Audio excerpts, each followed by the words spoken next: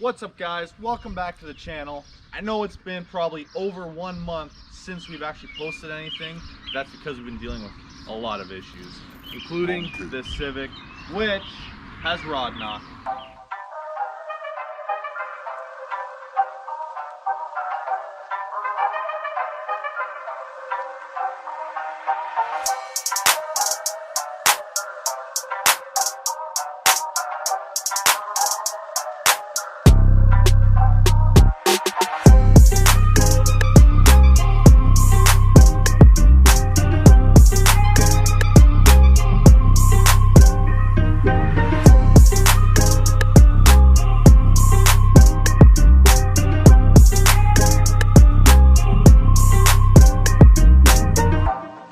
Alright, so we got the car on the hoist.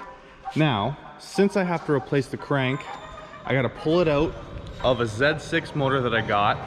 We're gonna go get that right now.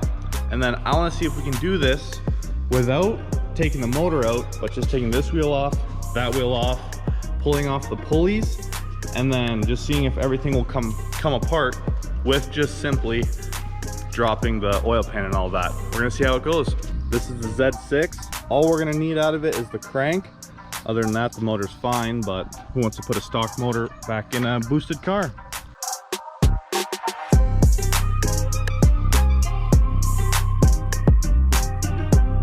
All right, let's get it to the shop.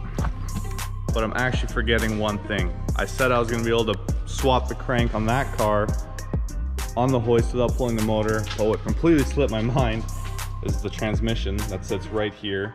And there's a flywheel and a clutch that I have to take off of that motor so that I'm able to take the crankshaft out. So, new plan, pull the motor on the red car, transmission, crankshaft, put it all back together, and drive it.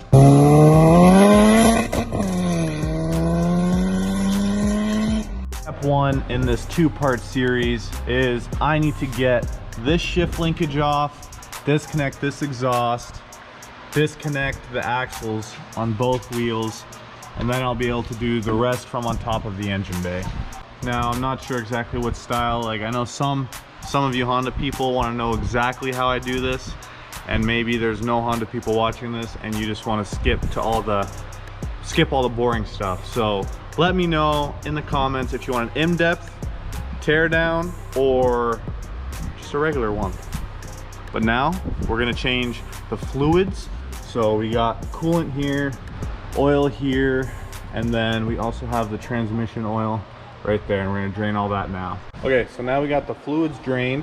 We're gonna be taking off the whole arm assembly here so we can pop the axles out there, and then after that, everything we'll be able to do from the top of the engine bay. We got the axles out on both sides. Everything underneath the car is dealt with. Now it's gonna be coolant lines, all the wiring. I gotta take this off because I want to try and avoid taking off the exhaust and the intake, but like this support bar bracing that goes across will come off. Bunch of lines, throttle cable, I don't know, anything I can think of, it's all gonna come to me as I'm taking it apart. But yeah, that'll be the next steps, and I don't want to show you, neither does James, because that's all the boring stuff. We want to just show you when the motor's ready to come out. 5 minutes later. Okay, so we got the motor out, skipped a lot of the boring stuff. This car will now be parked in my driveway. Here's the motor. We're gonna have to take the transmission off here, take off clutch, flywheel, all that stuff, so I'll be able to drop the crank. Not sure if I'm gonna want to clean up the entirety yet. And as I said before, this is gonna be the motor that we use to take the crank out, put inside that motor over there, and then hopefully I will be able to use this car again soon. So this will be this video for now, short video. I didn't do a lot of detailed explaining of taking stuff apart. It is basically just an update of what we want to do with that car, and then once that's finished up again, we'll go right back to the gray car, working on the LS, just because we have to get some stuff like this figured out. So for now, that's the video. Thanks for watching. See you next time.